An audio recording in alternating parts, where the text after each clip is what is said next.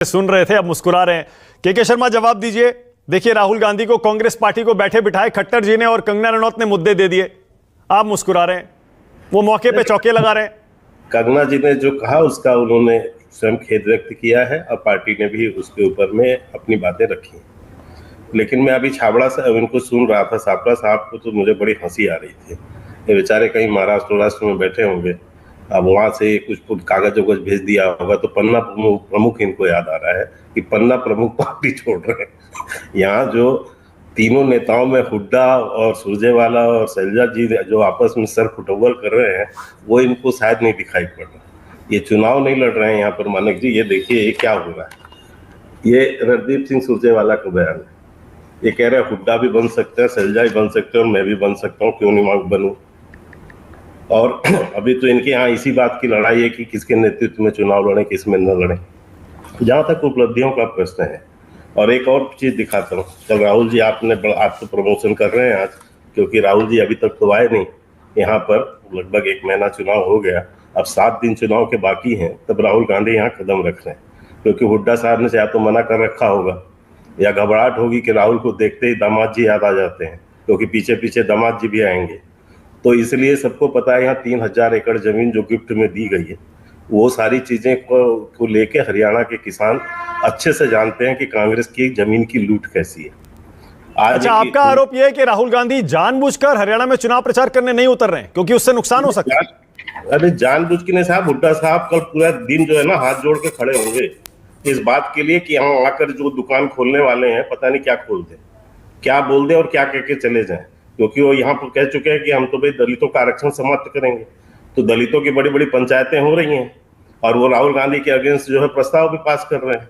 अब बेचारे यहाँ परेशान है हुड्डा साहब की, ये चले आएंगे तो पता नहीं क्या होगा, क्या स्थिति है। और इनके यहाँ की अपने विवाद की को नहीं समझ आया। मैं दिखाता हूँ, ये शैलजा जी का ट्वीट है कल राहुल गांधी के कार्यक्रम पे। आपको तो मानक जी पता है मैं रोहतक में, ये इस ट्वीट में एक भी नेता का, यहाँ के नेता का, ना प्रदेश अध्यक्ष का, ना हुड्डा जी का, ना किसी का फोटो नहीं। और इसमें क्या लिखा गया है? इसमें लिखा गया है श्री राहुल गांधी जी के साथ जनसभा। ये है शैलजा। तो आप समझ सकते हैं कि इनके बीच में कितनी लड़ाई है। शैलजा जी पे बड़ा प्यार आ रहा है के शर्मा आपको और आपकी पार्टी के नेताओं पे आजकल। जनाब हमारे पन्ना प्रमुख पे छापरा जी को प्यार आ रहा था। हाँ। ये तो जानी मानी लीडर हैं, सांसद हैं, लोकसभा सांसद हैं। हाँ। इनके प्यार ना हो क्या? शैलजा जी का नाम पहले कभी नहीं लिया आज तक। चुनाव के दौरान बड़ी मोहब्बत आ रही है, बहुत प्यार आ रहा है। शैलजा जी का अपमान हो गया, दलितों का अपमान हो गया। शैलजा जी आ जाइए, आप इधर आ जाइए। मालिक जी ऐसा है, मुझे कहने दीजिए। किंतु छापरा साहब पे आपने टोका, मुझे क्यों टोक रहे हैं? हाँ। आप प्रमोशन ठीक है राहुल गांधी की आज कर रहे हैं, बेचारे की सभा है, कल पहली बार आ रहे हैं तो आप उस पर कार्यक्रम रख लिए। नहीं, एक मिनट ना, मैंने शुरुआत मोदी जी से की है। मोदी जी से की है। प्रधानमंत्री जी के 2 सभाएं हुई, कभी इस पर डिबेट किया एक दिन पहले कि प्रधानमंत्री जी आ रहे हैं? अरे कमाल कर रहे हैं राहुल गांधी पर कर रहे हैं। मोदी जी पर पूरे साल बहस होती है। नहीं, मीडिया को स्वतंत्रता है, वो किसी पर पूरे साल बहस होती है मोदी जी पर। क्या बात कर रहे हैं आप? एक बयान पर बहस होती है, एक कदम पर बहस होती है। तो आप करेंगे ही, बयान पर तो करेंगे ही। वो तो क्योंकि वो बोलते ही हैं तो उससे बयान बनते हैं, जनता के बीच उसको सुनी जाती है सर। हाँ, फिर दिक्कत क्या है? अब आता हूँ। अरे फिर दिक्कत क्या है? मैं समझ नहीं पाया आपका आरोप। कहानी सुना रहा था, ठीक है, मैं आपका आरोप नहीं समझ पाया। हाँ चलिए, अब मैं आगे की बात करता हूँ। हाँ चलिए। जहां तक उपलब्धियों का है तो मैं 2-4 बातें कह देता हूँ। हाँ। कि यहाँ पर ये पहली सरकार है हरियाणा की जो 4 की जगह 24 फसलों पर MSP देने की बात करती है और देती है। यहाँ कम से कम 12 लाख घरों में नल से जल जो है पहुंच रहा है। यहाँ पर 1,43,000 लोगों को रोजगार मिला है, जबकि 10 साल के अंदर कांग्रेस के हुड्डा सरकार में केवल 83,000 लोगों को रोजगार मिला था। तो इस तरह से मैं आपको एक लंबी फेहरिस्त सुना सकता हूँ। अच्छा ठीक है, अब मैं आपसे सवाल पूछूं, लेकिन अब मैं दूसरी बात पर भी आता हूँ। हाँ।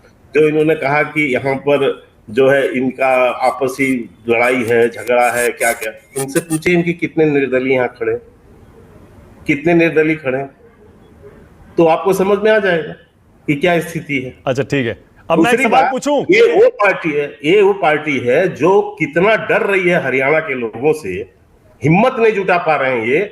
ये अपनी घोषणा पत्र जारी करते हैं दिल्ली में, अरे भाई, रोहतक में भिवानी है, हिसार है, हरियाणा में रोहतक है, बड़ी बड़ी सोनीपत है, पानीपत है, कहीं कर लेते घोषणा पत्र जारी।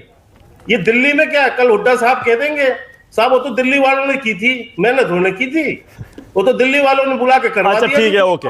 अच्छा अब के सापड़ा साहब से पूछ लीजिए कि क्या महाराष्ट्र का घोषणा पत्र क्या ये दिल्ली से जारी करेंगे? अभी पूछ लेता हूं, एक सेकंड। घोषणा पत्र करेंगे? अभी पूछ लेता हूं। नहीं, इसलिए कह रहा हूं, क्यों भाग रहे हैं डर के मारे? अरे अब मेरे सवाल भी सुन लीजिए, सामना नहीं कर पाई। मैं कह रहा हूं मेरा सवाल भी सुन लीजिए, झूठ की जो गारंटी, अब मेरा सवाल भी सुन लीजिए। बोल, फिर आप प्रश्न कीजिएगा। हाँ, जो ये झूठ की गारंटी है उसको अच्छे से हरियाणा की जनता जानती है, क्योंकि पड़ोसी राज्य हिमाचल में जो स्थिति है कि आज तनख्वाह देने के लिए पैसा नहीं बचा है, जहां पर प्रियंका गांधी जो आज जाकर 1500 रुपया हर महीने की बात की, आज वहां के मुख्यमंत्री क्या कह रहे हैं? हमने तो नहीं कहा था जी। अच्छा ठीक है, ओके। अब मेरा सवाल सुनिए। आपने कहा अरे रुकिए ना, अरे अब सवाल भी सुन लीजिए। आप कह रहे हैं, आपने कहा कुमारी शैलजा मुख्यमंत्री बनना चाहती हैं, रणदीप सिंह सुरजेवाला, वो तो खुलकर कह रहे हैं। रणदीप सिंह सुरजेवाला ने तो खुद कहा कल, उन्होंने कहा मैं भी सीएम बनना चाहता हूं, शैलजा भी सीएम बनना चाहती हैं, हुड्डा जी भी सीएम बनना चाहते हैं, उसमें कोई दिक्कत नहीं है। और वो इसलिए नहीं है क्योंकि के शर्मा आपके यहां भी खुलकर दो और नेता नायब सिंह सैनी के अलावा कह चुके कि हम सीएम बनना चाहते हैं। अनिल विज कह चुके, राव इंद्रजीत सिंह कह चुके। सच है या नहीं है बताइए? ऐसे में सिर्फ ये कहना कांग्रेस में फूट है और आपकी पार्टी में नहीं है, कितना सही है? मैं बिल्कुल कह रहा हूं, लेकिन उन्होंने अपने बयान को वापस भी लिया है और उसी दिन लिया है बयान वापस, ये कहते हुए कि हमने जो है बयान जो वो हमारे गलत है, ये कहते हुए तत्काल वापस किया है। लेकिन यहाँ रणदीप सुरजेवाला ने किया, अभी तो शैलजा जी का 2 दिन पहले ही यहाँ कॉन्क्लेव में बड़े इंटरव्यू हुए हैं, क्या बोली हैं शैलजा जी? और अभी इतना प्रश्न उठा उनके ऊपर, क्या शैलजा जी ने कोई बयान दिया था इसमें? वो तो यही कह रही है कि संगठन के अंदर हमारी है लड़ाई और ये तो है, इसमें तो पूरी तरह स्वीकारती हैं। जो सापड़ा साहब ने कहा उसके ऊपर मैंने कहा कि अपना घर देखिए। बोलिए सापड़ा जी। फिर एक लड़ाई, एक ये भी देखिए, मैं आपको बता रहा हूं, यहाँ वहाँ हरियाणा के बहुत अच्छे जाने माने पत्रकार भी बैठे हैं, वो यहाँ की घटना को अच्छे से समझते हैं। देखिए, सिरसा के क्षेत्र में, सिरसा जैसे क्षेत्र में हुड्डा जी और शैलजा जी के समर्थकों के बीच मारपीट हो रही, तू मैं हो रही। शैलजा जी को किस तरह से अपशब्द बोला गया है यहाँ पर हुड्डा समर्थकों के द्वारा, जाति सूचक शब्दों के साथ अपमानित करने की बात आप कह रहे हैं शैलजा जी आप कर रहे हैं।